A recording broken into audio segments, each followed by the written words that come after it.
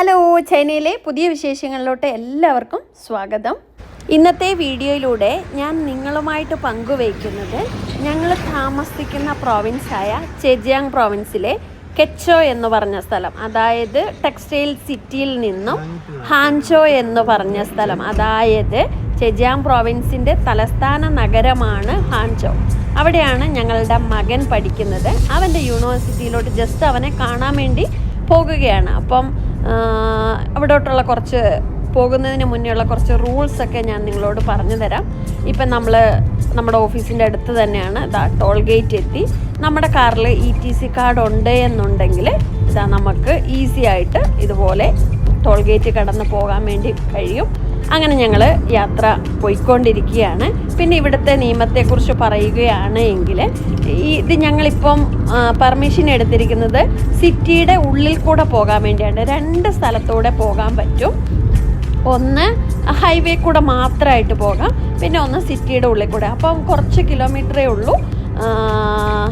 പക്ഷേ എന്ന് പറഞ്ഞിട്ടുണ്ടെങ്കിൽ ഈ സിറ്റിയുടെ ഉള്ളിൽ കൂടെ ഒരു വർഷത്തിൽ 12 പ്രാവശ്യം മാത്രമേ നമുക്ക് നമ്മുടെ വേറെ പ്രോവിൻസിലുള്ള ഒരു കാറിന് പോകാൻ വേണ്ടി പെർമിഷനുള്ളൂ. അപ്പം നമ്മൾ ആദ്യമേ, അത് പീക്ക് ടൈമിലാണ് കേട്ടോ. അപ്പം നമ്മൾ ആദ്യം തന്നെ പെർമിഷൻ എടുത്ത് വെക്കണം. എന്നിട്ട് അവർ ഓക്കെ പറഞ്ഞെങ്കിൽ മാത്രമേ നമുക്ക് ഈ റോഡിൽ കയറാനുള്ള അനുവാദമുള്ളൂ. അതെന്താണെന്ന് ചോദിച്ചിട്ടുണ്ടെങ്കിൽ ഈ ഹാൻചോ നഗരത്തിൽ തന്നെ ഒരുപാട് ആൾക്കാരുണ്ട്. ഒരുപാട് ട്രാഫിക്കുകളെ കൺട്രോൾ ചെയ്യാൻ വേണ്ടിയാണ് അവർ ഇത്തരത്തിലൊരു സിസ്റ്റം കൊണ്ടുവരുന്നത്. എന്താല്ലേ, അതൊരു നല്ല കാര്യമായിട്ട് തോന്നിയിട്ടുണ്ട്. പക്ഷേ പീക്ക് ടൈം അല്ലാത്ത സമയത്തൊക്കെ നമുക്ക് പോകുന്നതിന് കുഴപ്പമില്ല കേട്ടോ. പിന്നെ സാറ്റർഡേ സൺഡേ പെർമിഷൻ എടുക്കേണ്ടതായിട്ടില്ല, അപ്പോഴൊക്കെ നമുക്ക് പോകാം. അല്ലാതെ വർക്കിംഗ് സമയങ്ങളിലാണ് ഞാൻ പറഞ്ഞൊരു സിസ്റ്റം. അങ്ങനെ ഞങ്ങൾ ഹാൻചോ നഗരത്തിലുള്ള വെസ്റ്റ് ലേക്കിൽ എത്തിയിരിക്കുകയാണ്. ഈ വെസ്റ്റ് ലേക്കിൻ്റെ പാലം 2.8 കിലോമീറ്റർ ഉണ്ട് കേട്ടോ. ഈ പാലത്തിൻ്റെ നീളം ഭയങ്കര വലിയ പാലാണ്. നിങ്ങൾ ഹാൻചോ നഗരത്തിൽ വരുന്നവരാണ് എങ്കിൽ നിങ്ങൾ വെസ്റ്റ് ലേക്ക് എന്ന് പറഞ്ഞൊരു സ്ഥലമുണ്ട്. ആ സ്ഥലം തീർച്ചയായും സന്ദർശിക്കാൻ ഞാൻ ഒരുപാട് വ്ളോഗുകൾ ഇട്ടിട്ടുണ്ട് വെസ്റ്റ് ലേക്കിനെ കുറിച്ച്. അവിടുത്തെ കാഴ്ചകൾ അടിപൊളിയാട്ടോ. ഒരു ദിവസം ഒന്നും നടന്ന് കണ്ടാൽ തീരൂല, അത്രത്തോളം സ്ഥലമുണ്ട് വെസ്റ്റ് ലേക്കിൽ.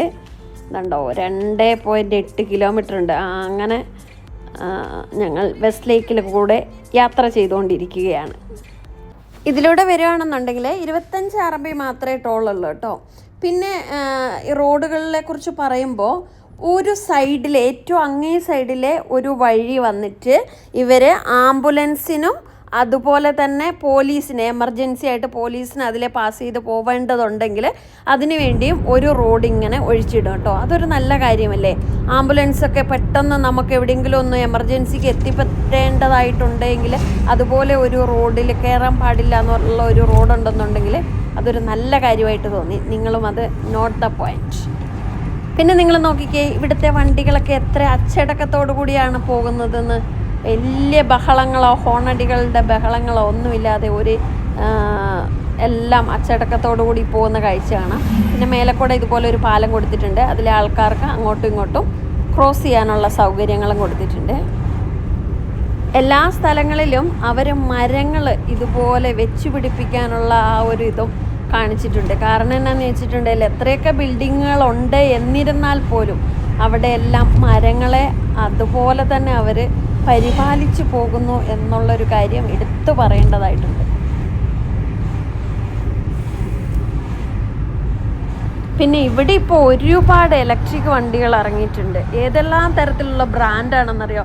ഓരോ ദിവസം നമ്മൾ റോഡിലൂടെ പോകുമ്പോൾ കാണാം ഓരോ തരത്തിലുള്ള ഇലക്ട്രിക് വണ്ടികൾ പുതിയത് ഇറങ്ങിയിരിക്കുന്നത്. ഇത് അതുപോലെ മോളിലൊക്കെ പോകുമ്പോൾ ഓരോ തരത്തിലുള്ള പുതിയ ഇലക്ട്രിക്, നമ്മൾ കേട്ടിട്ട് പോലും ഇല്ലാത്ത വണ്ടികളൊക്കെ ഇങ്ങനെ ഡിസ്പ്ലേ ചെയ്ത് വെച്ചിരിക്കുന്ന കാണാം. നിങ്ങൾക്ക് ഞാൻ അടുത്ത വീഡിയോകളിൽ അതൊക്കെ എടുത്ത് കാണിച്ചു തരാം കേട്ടോ. ഞാൻ ഒരുപാട് ആൾക്കാർ എനിക്ക് മെസ്സേജ് അയച്ചിട്ടുണ്ടായിരുന്നു ഇലക്ട്രിക് വണ്ടികളുടെ വീഡിയോ ഇടുന്നതെന്നൊക്കെ. നെക്സ്റ്റ് വീഡിയോയിൽ ഞാൻ അതൊക്കെ ഇടുന്നതാണ്. പിന്നെ നിങ്ങൾക്കറിയാവോ, ഇത് ഇവിടെ ടൗണിൻ്റെ ഉള്ളിലെത്താനായിട്ടോ അവിടെ എത്തിക്കഴിയുമ്പോൾ അവർ അതിൻ്റെ ഉള്ളിൽ കൂടെ ഇതുപോലെ ടണൽ കൊടുത്തിരിക്കുക. അതുകൊണ്ട് തന്നെ പുറത്ത് യാതൊരു തരത്തിലുള്ള ബുദ്ധിമുട്ടും ഉണ്ടാവില്ല. ടൗണാണിത്. ടൗണിൻ്റെ ഉള്ളിൽ കൂടെയാണ് ഇതുപോലെ അവർ റോഡ് കൊടുത്തിരിക്കുന്നത്. എന്തൊക്കെയാണ് ഇവർ കാണിക്കുന്നതെന്ന് ശരിക്കും പറഞ്ഞാൽ നിങ്ങളൊക്കെ ഇവിടെ വന്ന് കണ്ടാൽ മാത്രമേ നിങ്ങൾക്ക് മനസ്സിലാവുള്ളൂ. ഈ ചൈനയിലെ റോഡുകൾ, ഇവരുടെ ടെക്നോളജി, ഇതൊക്കെ ശരിക്കും വന്ന് കാണണം കേട്ടോ. ഇവന്മാർ ഭയങ്കര സംഭവമാണ്, നമ്മൾ വിചാരിക്കുന്നത് പോലെയൊന്നും അല്ല. പിന്നെ ഒരു കാര്യം പറയാൻ മറന്നുപോയേ, നിങ്ങൾക്കറിയാലോ ചൈനയിൽ ഗൂഗിൾ മാപ്പ് ഇല്ലെന്നുള്ള കാര്യം.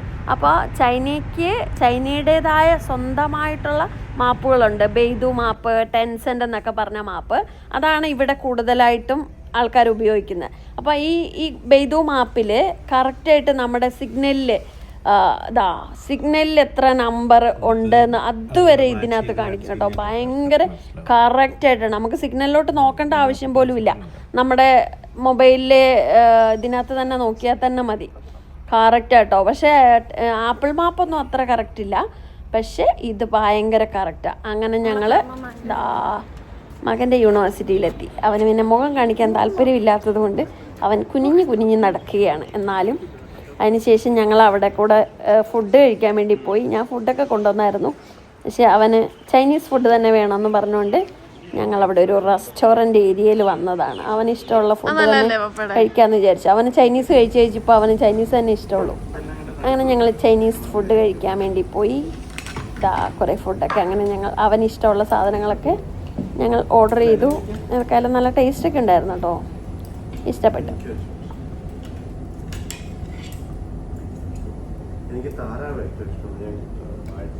നല്ല ടേസ്റ്റ് ഉണ്ട് കേട്ടോ.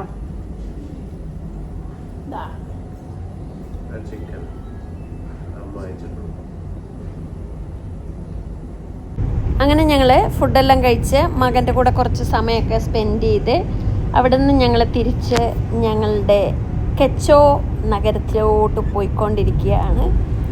അപ്പോൾ ഇതൊക്കെയാണ് ഇന്നത്തെ എൻ്റെ ചൈന വിശേഷങ്ങൾ. കൂടുതൽ ചൈന വിശേഷങ്ങളൊക്കെ അറിയാൻ നിങ്ങൾക്ക് ആഗ്രഹമുണ്ടെങ്കിൽ അതെല്ലാം കമൻ്റായിട്ട് എഴുതുക. പിന്നെ നിങ്ങൾക്ക് എൻ്റെ വ്ളോഗിനെ കുറിച്ചുള്ള അഭിപ്രായങ്ങൾ ഒക്കെ നിങ്ങൾ കമൻ്റായിട്ട് എഴുതുക. അടുത്ത വീഡിയോയിൽ കൂടുതൽ വിശേഷങ്ങളൊക്കെ ആയിട്ട് നമുക്ക് വരാം. അപ്പോൾ ഇനിയും ഞാൻ പറഞ്ഞതുപോലെ തന്നെ വിമർശനങ്ങളാണെങ്കിലും എന്താണെങ്കിലും നിങ്ങൾ കമൻ്റായിട്ടിട്ടോ. കാണുമ്പോൾ ഒത്തിരി സന്തോഷമുണ്ട്. അപ്പോൾ thank you for watching. Subscribe ചെയ്യാത്തവരൊന്ന് സബ്സ്ക്രൈബ് ചെയ്യണേ.